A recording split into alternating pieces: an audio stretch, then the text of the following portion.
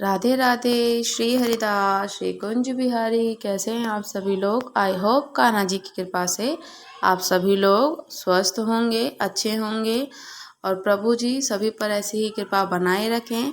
तो लाला को हम स्नान कराएंगे आज अभ्यंग पाउडर से। अभ्यंग जो कि लाला का हम साबुन कह सकते हैं, शैम्पू कह सकते हैं। लाला को उससे स्नान कराने से लाला चमक जाते हैं। आप पंचामृत से स्नान कराएंगे, दूध दही घी शहद से स्नान कराने से भी लाला बहुत सुंदर चमकते हैं। और हमेशा पंचामृत से स्नान एकादशी पे, खास उत्सवों पे भी कराया जाता है, जो कि कराना चाहिए लाला को। वैसे हम रेगुलर भी यूज़ कर सकते हैं। अभी देखिए लाला के मैं मस्तक पर ईजली लगाऊंगी, क्योंकि लाला के चंदन का हमेशा धारण कराते हैं उनको चंदन तिलक। तो इस वजह से लाला का थोड़ा सा मस्तक डल हो जाता है, काला निशान हो जाता है, तो अभ्यंग से अच्छे से चला जाता है। तो मैं अंगूठे से कम यूज़ करना चाहिए अपना, क्योंकि अंगूठे पे हमारा भार ज़्यादा होता है और लाला हमारे बड़े ही सुकोमल हैं, प्यारे हैं, तो उनको ज़्यादा भार नहीं देना चाहिए कि कष्ट ना हो उनको। वैसे तो ऐसे करके आप हाथों की उंगली से कर सकते हैं, और अगर आपका अंगूठा ज़्यादा यूज़ होता है तो आप करिए, पर बड़ा प्यार से नॉर्मल तरीके से। सुकोमल हैं लाला, एकदम सुकुमार हैं, तो हमें उनको धीरे धीरे से ही करना है। और इस तरीके से करके मैंने उनको स्नान करा देना है, और उनके जो डलनेस है वो भी रिमूव हो जाती है, अच्छे से चमक जाते हैं अभ्यंग पाउडर से। और आप चाहो तो अब भी करा सकते हो ऐसे ही चंदन से, अमचूर से, साथ ही साथ में दूध दही घी शहद। पंचामृत तो है ही है सबसे बेस्ट। लाला को पंचामृत का स्वाद भी बड़ा मस्त लगता है भाई। लाला अच्छे से नहाते हैं, स्नान करते हैं उससे। जब वो मुख में शहद जाता है तो शहद को वो फिर बड़े प्यार से चाट चाट के खा लेते हैं। अब साथ में दक्षिणावर्ती शंख है अगर आपके पास, तो आप लाला को दक्षिणावर्ती शंख से स्नान अवश्य कराएं। पहले उनके हाथ पैरों पे डालें, फिर उनके कंधों पर, पीठ पर, फिर उनके मस्तक से उनको स्नान कराएं। दक्षिणावर्ती शंख से लाला को स्नान करना बहुत प्रिय है, और खासकर से जिस दिन एकादशी हो तो एकादशी वाले दिन उनको दक्षिणावर्ती शंख से ज़रूर उनको स्नान कराना चाहिए। उससे 1000 गुना फल और प्राप्त होता है, क्योंकि शंख है, शंख लाला को बहुत प्रिय है। अब हम साथ ही जानेंगे देवशयनी एकादशी का व्रत कब है, उसका पारण क्या है, व्रत की कथा कब है और महत्तम क्या है। कथा कब है यानी कथा क्या है, महत्तम जानते हैं, और पारण का समय जानेंगे। तो देवशयनी एकादशी का पहले हम जानते हैं महात्म्य। देखिए ब्रह्म वैवर्त पुराण में देवशयनी एकादशी के विशेष महात्म्य का वर्णन किया गया है, और इस व्रत से प्राणी की समस्त मनोकामनाएं पूर्ण होती है। और यह एकादशी आषाढ़ मास के कृष्ण पक्ष की एकादशी, जिसे योगिनी एकादशी के बाद आती है, तो आषाढ़ मास के शुक्ल पक्ष की एकादशी है जो अब आएगी देवशयनी एकादशी, जो कि 17 जुलाई को होगी। इस बार एकादशी 16 जुलाई को रात को 8 बजे से होगी। जो ब्रह्म मुहूर्त में सूर्योदय के साथ में एकादशी हो तो हमें वही एकादशी करनी चाहिए। तो सुबह 17 जुलाई को होगा एकादशी का, देवशयनी एकादशी के व्रत का समय स्टार्ट होगा। तो इस एकादशी को चतुर्मास के नाम से भी जाना जाता है, और इसी दिन से, इसी एकादशी से, देवशयनी एकादशी के दिन से ही चतुर्मास का आरंभ भी माना जाता है। 4 माह के लिए हमारे ठाकुर जी श्री हरि जी क्या करते हैं, क्षीर सागर में जाकर योग निद्रा करते हैं। और इस अवधि में जो 4 माह का समय होता है, इसमें कोई भी शुभ कार्य नहीं होता है, जैसे कि विवाह, मांगलिक कार्यक्रम नहीं किए जाते हैं। तो इस दिन क्या, इन 4 महीनों में कोई मांगलिक कार्य नहीं होता है। और हमारे श्री हरि विष्णु भगवान क्षीर सागर में योग निद्रा में शयन करते हैं, और फिर 4 माह के बाद उन्हें उठाया जाता है। उसी दिन को देव उठनी एकादशी कहा जाता है। और इसी बीच के ही अंतराल, जो कि 17 जुलाई से आरंभ होगा, चतुर्मास का आरंभ भी होगा। तो देवशयनी एकादशी को अनेक नामों से संबोधित किया जाता है अलग अलग प्रांतों में। और देवशयनी एकादशी के व्रत की कथा को आरंभ करते हैं।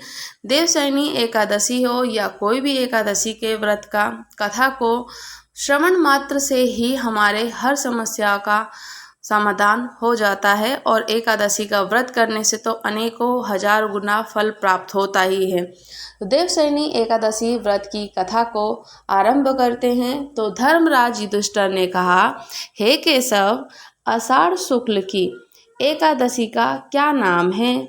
तो इस व्रत के करने की विधि क्या है और किस देवता का पूजन किया जाता है?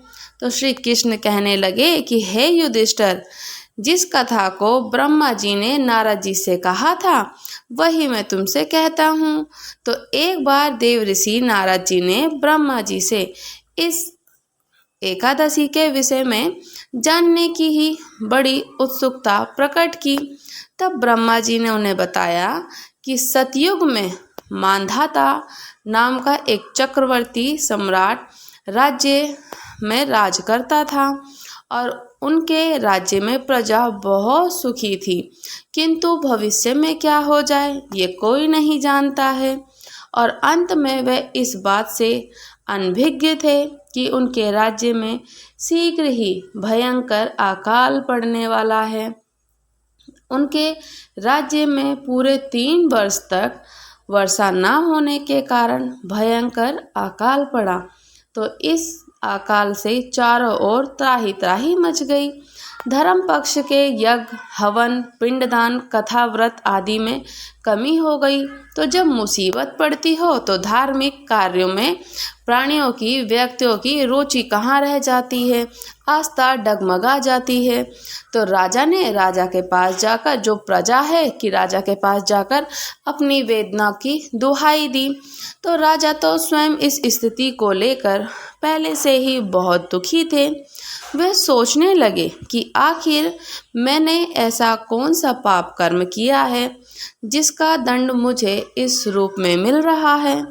फिर इस कष्ट से मुक्ति पाने का कोई साधन करने के उद्देश्य से राजा सेना को लेकर जंगल की ओर चल दिए।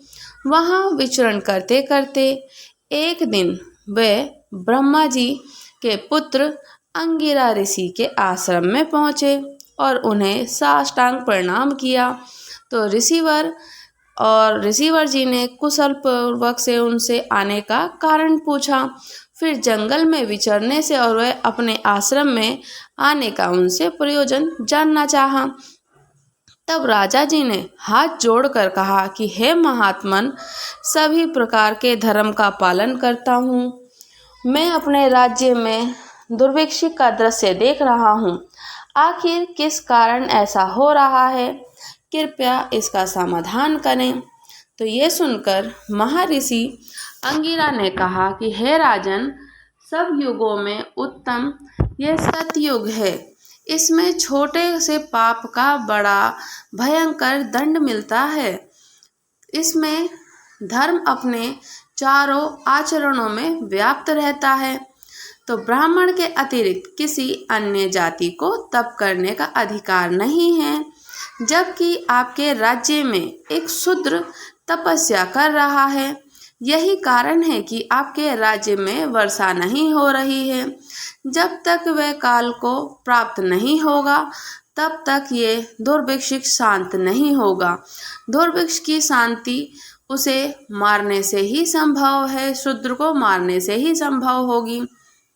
किंतु राजा का हृदय एक निरपराध शूद्र की तपस्वी का समन करने को तैयार नहीं हुआ, क्योंकि वो निरपराध था। उन्होंने कहा, हे देव, मैं उस निरपराध को मार दूं, ये बात मेरा मन स्वीकार नहीं कर रहा है। कृपया करके आप कोई और उपाय बताइए। महर्षि अंगिरा ने बताया कि आषाढ़ माह के शुक्ल पक्ष की एकादशी को आप प्रभाव से अवश्य ही वर्षा होगी, एकादशी का व्रत कीजिए। तो राजा ने अपने राज्य की राजधानी लौट आए और चारों वर्णों सहित देवशयनी एकादशी का विधि पूर्वक व्रत किया। व्रत के प्रभाव से उनके राज्य में बहुत मूसलाधार वर्षा हुई और पूरा राज्य धन धान्य से परिपूर्ण हो गया। ब्रह्मवैवर्त पुराण में देवशयनी एकादशी के विशेष महात्म्य का वर्णन किया गया है। इस व्रत से प्राणी की समस्त मनोकामनाएं पूर्ण हो जाती है। देवशयनी एकादशी हो या कोई भी एकादशी हो, हमें हर एकादशी का व्रत करना चाहिए। एकादशी के व्रत करने से हमारे को 1000 गुना फल प्राप्त होते हैं। श्री ठाकुर जी को समर्पित की जाती है। देवशयनी हो या कोई भी एकादशी का व्रत हो, ठाकुर जी को बहुत प्रिय है। और इसी के साथ साथ में देवशयनी एकादशी के व्रत का जो पारण का समय होगा 18 जुलाई सुबह 5:35 से शुरू होगा और 8:20 तक रहेगा। इस समय आप पारण अवश्य कीजिए। व्रत का पारण करना उसी समय पर बहुत ही ज़्यादा लाभदायक और प्राप्त हमें लाभ फल मिलता है। जिस समय व्रत का पारण समय हो करना चाहिए। चाहे आप उनको मीठा जल को पान कर लीजिए या तुलसी दल है, ठाकुर जी को तुलसी जी बहुत प्रिय है। किंतु एकादशी वाले दिन आपको तुलसा जी नहीं तोड़नी चाहिए, क्योंकि स्वयं तुलसा महारानी ठाकुर जी के लिए निर्जला एकादशी का व्रत करती हैं। तो इसलिए उस दिन एकादशी को आपको तुलसा जी नहीं तोड़नी चाहिए। आपको उनको दिया धूप दीप दिखाकर उनसे आग्रह करना चाहिए। आप उससे पहले उनको तोड़ लीजिए और उनको ठाकुर जी को समर्पित कीजिए।